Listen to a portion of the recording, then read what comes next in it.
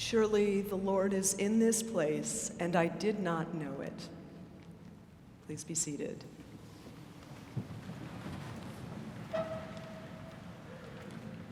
This place. The Lord is in this place. Would you believe some of my most treasured moments in the cathedral involve waking up from a long night's sleep right here in the north aisle? Before COVID, our youth program sponsored annual overnights with the diocese with teenagers.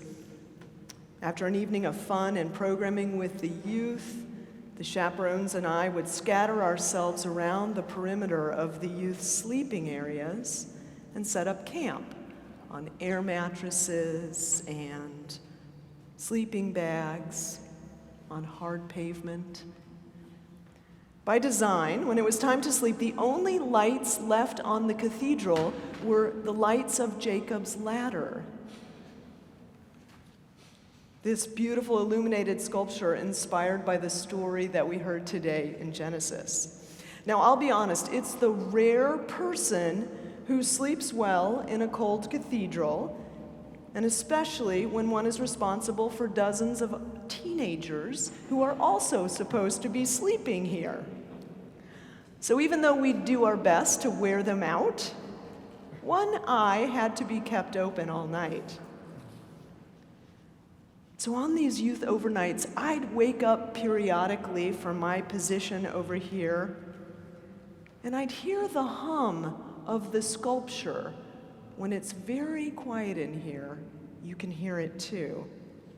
It's watery, willowy figures holding my attention. What is it? I remember wondering before falling asleep, and then waking up the next time and looking at the sculpture. What is it you're saying with all those angels? And back to sleep I would go.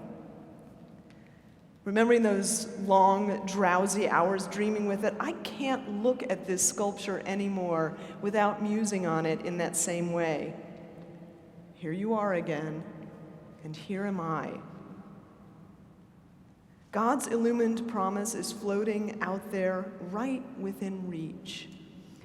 While certainly I, often give my attention to other things. Like us, the characters in the Bible respond in many ways, blindly, despairingly, ambivalently, faithfully. Their outcomes ranging from transgression to holy accompaniment. Their wakefulness and sleep ebbing and flowing as much as ours does.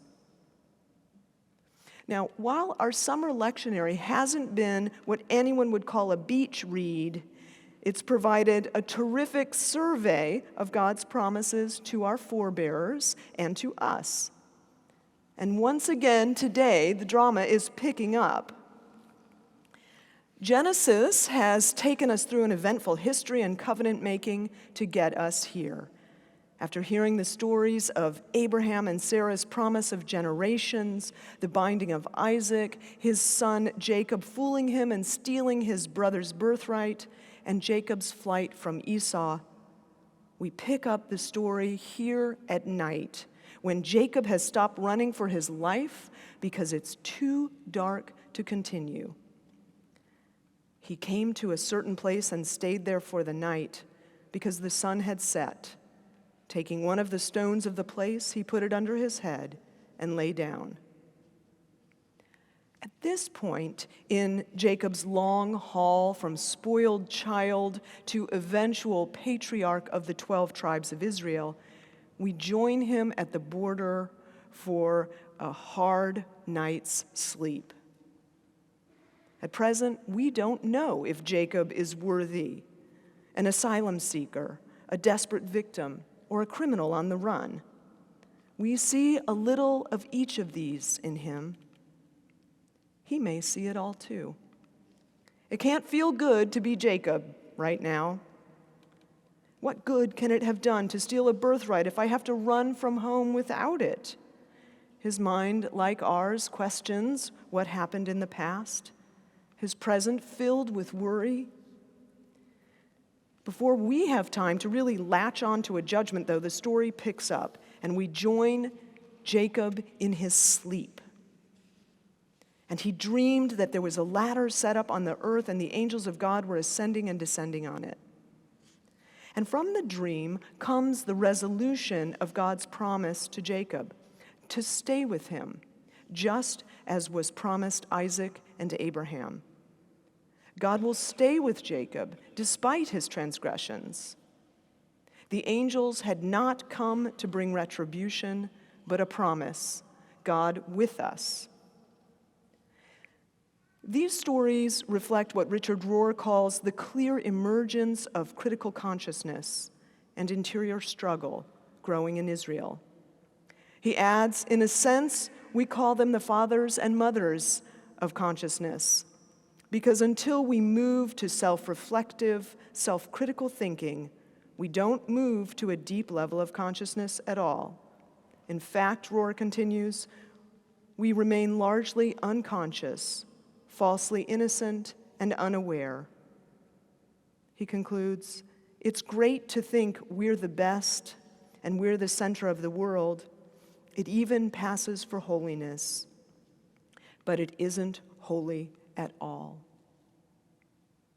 This struggle and emerging consciousness Rohr and other contemplatives describe continue in the Gospel of Matthew, particularly in the kingdom parables we've been hearing. He put to them another parable. The kingdom of heaven may be compared to someone who sowed good seed in his field, but while everyone was asleep, an enemy came and sowed weeds among the wheat and then went away. Like the sense of dread that had Jacob on the run, cautions are presented in the kingdom parables. The sun drying the seeds, the birds eating them, the weeds blighting the harvest. We hear an anxiety not unfamiliar to modern times. The birds, the enemy, greed, injustice, hate.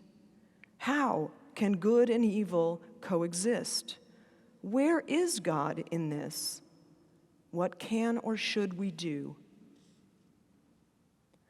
A modern version of the parable of the wheat and the weeds seemed to play out last month at a small branch of a San Diego public library. The New York Times reported that two people unhappy with the small library's collection of Pride Month books, the two people had checked all of them out and written to the library personnel saying they would not return the books unless all texts they deemed inappropriate were removed. When news of this Pride book ransom reached the public, people responded and began sending stacks and stacks of replacement books. And 180 people and city leaders donated more than $30,000 to add to the LGBTQ plus library. Of course, this example, upsettingly, is part of what seems to be a growing nationwide condemnation of God's LGBTQ plus creation.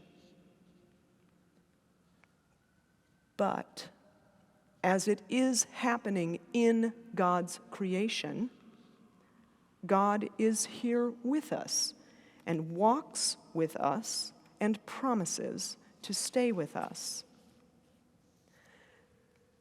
The workers asked Jesus, "Do you want us to go and gather them?" But he replied, "No, for in gathering the weeds, you would uproot the wheat along with them."